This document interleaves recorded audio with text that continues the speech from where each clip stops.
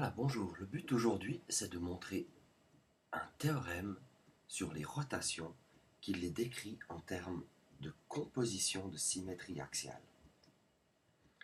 Si vous vous souvenez de la définition d'une rotation, on dit que c'est soit l'identité, soit une isométrie qui n'a qu'un seul point fixe. Nous devons comprendre en termes de symétrie axiale qu'est-ce que cela veut dire, puisque le théorème de classification des isométries il garantit que toute isométrie est composition d'O plus 3 réflexions.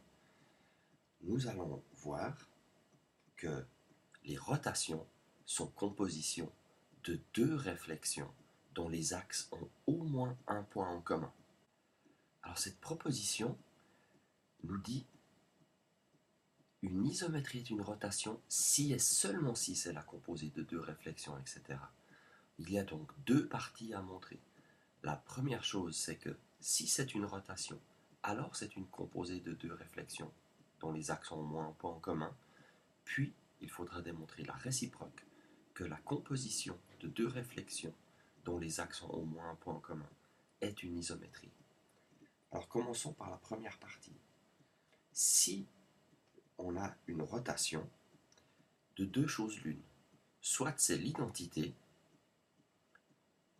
auquel cas on peut l'écrire comme composition d'une symétrie axiale arbitraire avec elle-même, SA rond SA, puisque une symétrie axiale est son propre inverse.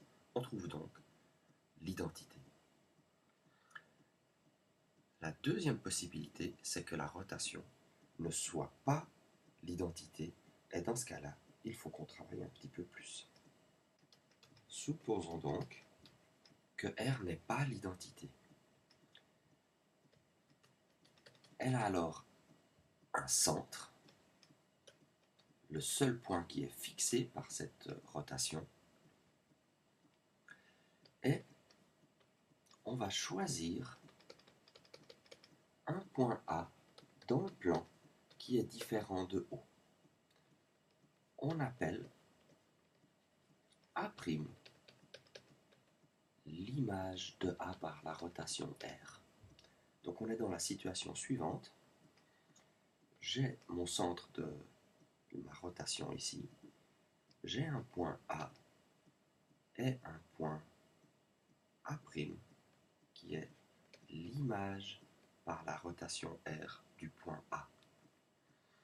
Si bien que les segments OA' et OA ont la même longueur, puisque R est une isométrie. Comment peut-on décrire la rotation R comme composition de deux symétries axiales? On va construire la médiatrice de AA'. M, c'est la médiatrice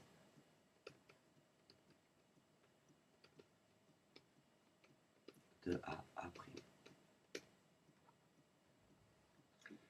Alors, observons que SM transforme le segment OA en OA'. Mais SM est une symétrie axiale, elle fixe toute la droite M, ce n'est pas une rotation. En particulier, SM n'est pas notre rotation R. Maintenant, j'ajoute encore à mon illustration la droite P, qui est la droite passant par O et A'. Nous avons vu qu'étant donné deux segments de même longueur, il existe exactement deux isométries qui transforment l'un en l'autre. Ici, pour les segments OA et OA', la seule autre symétrie qui transforme OA en OA', la seule autre isométrie, qui transforme OA en OA', et je veux dire dans cet ordre, OR envoyé sur OA est envoyé sur A', c'est la symétrie SM composer avec la symétrie SP. J'effectue d'abord SM, si bien que O reste là où il est, A est envoyé sur A', puis j'effectue la symétrie d'axe P qui ne fait plus bouger ni O ni A'. La rotation, c'est une isométrie qui envoie O sur O et A sur A'. Conclusion. La rotation n'étant pas égale à la symétrie axiale d'axe M, c'est forcément cette deuxième isométrie. Ceci termine la première partie de la preuve. Il faut encore montrer la réciproque. On se donne donc deux axes A et B qui ont au moins un point en commun.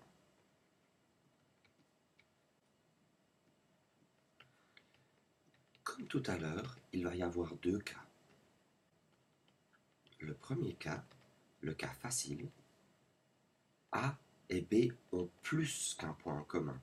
Ils sont donc égaux. Alors, on l'a déjà compris, la composition SA rond SA, puisque A égale à B, c'est l'identité. Et, par définition, c'est une rotation. Comme tout à l'heure, la partie la plus difficile du travail, ce sera d'analyser le cas quand les axes ont exactement un point en commun. On est donc dans la situation où A et B ont un seul point en commun. Et évidemment, on va l'appeler O. On est donc dans la situation suivante. J'ai une droite A, une droite B, et elles ont un seul point en commun. Alors, première observation, la composition SB rond SA, elle fixe O, car O appartient à la fois à A et à B. Il est donc laissé fixe par cette composition de symétrie axiale. Ce que nous devons démontrer, c'est que c'est le seul.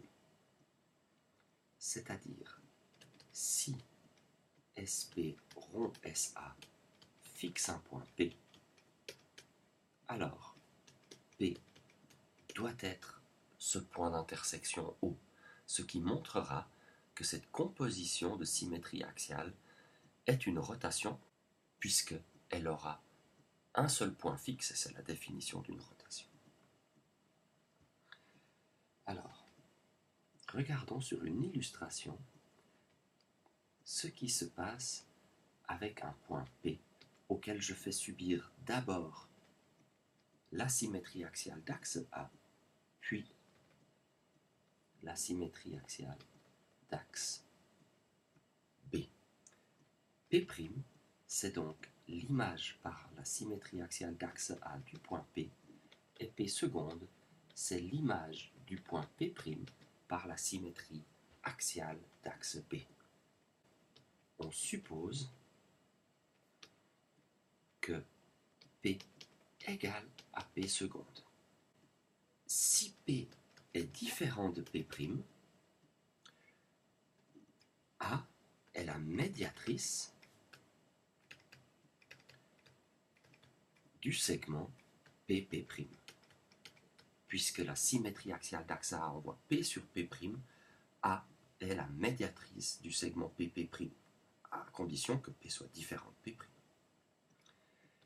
Mais maintenant, on suppose que P égale à P seconde. Et donc, B, c'est la médiatrice de P', P seconde, c'est-à-dire P', P. Ah, mais alors A est la médiatrice du segment PP', et B aussi est la médiatrice du segment PP'. Donc, A égale à B. Mais on est dans la situation où ils n'ont qu'un seul point en commun. Patatras, contradiction, c'est impossible. Conclusion, ça n'est pas possible que P soit égal à P seconde si P est différent de P'. Par conséquent, P doit être égal à P'. Autrement dit, P appartient à la droite A. Mais comme P seconde est égal à P, eh bien, et que P, on vient de comprendre que ça doit être P', alors P doit aussi être sur la droite B. Conclusion. P, c'est le point O, le point d'intersection de A et B. Et ceci termine la démonstration. Donc on a terminé la démonstration de ce théorème et il reste encore à faire quelques commentaires sur le choix des axes. Si R est l'identité, on peut choisir n'importe quel axe A et on écrit cette rotation R très spéciale qui est l'identité comme SA rend SA pour n'importe quel axe. On a donc une grande liberté dans le choix des axes pour décrire cette rotation comme composition de deux symétries axiales. Maintenant, si R n'est pas l'identité, alors on a vu dans la démonstration que les axes passent par le centre de rotation. En fait, on peut choisir librement le premier ou le deuxième axe, mais une fois qu'on a choisi un des deux, l'autre est complètement déterminé par la rotation. En effet, si on choisit le premier axe A, une droite qui passe par le centre O, alors B ce sera la médiatrice du segment entre A et l'image de A par la rotation. Si par contre on choisit le deuxième axe, une droite B qui passe par O, alors A, ce sera la médiatrice du segment A et la pré-image de A par la rotation, l'image inverse. Dans les deux cas, on aura écrit R comme composition de deux symétries axiales dont les axes se coupent en haut. Et on va peut-être, pour terminer, illustrer la deuxième situation. J'ai une rotation de centre O et on choisit le deuxième axe de la rotation B. Alors on choisit un point ici sur ce deuxième axe et je cherche le point R-1 de A qui a la propriété que son image par la rotation c'est A. C'est le point qui a la propriété que la rotation R l'envoie sur A. Alors, ce qu'on affirme, c'est que le premier axe de la rotation, ce sera simplement la médiatrice du segment A, R-1 de A. En effet, quand je compose SP rond SA, O est envoyé sur O, il est fixé puisqu'il appartient aux deux axes, et le point R-1 de A, par ma première symétrie axiale, il est envoyé sur A, puis par ma deuxième symétrie axiale, il reste au même endroit. Cette composition de deux symétries axiales, elle envoie donc le segment OR-1 de A sur OA, tout comme la rotation. C'est donc la rotation. Voilà, mercredi.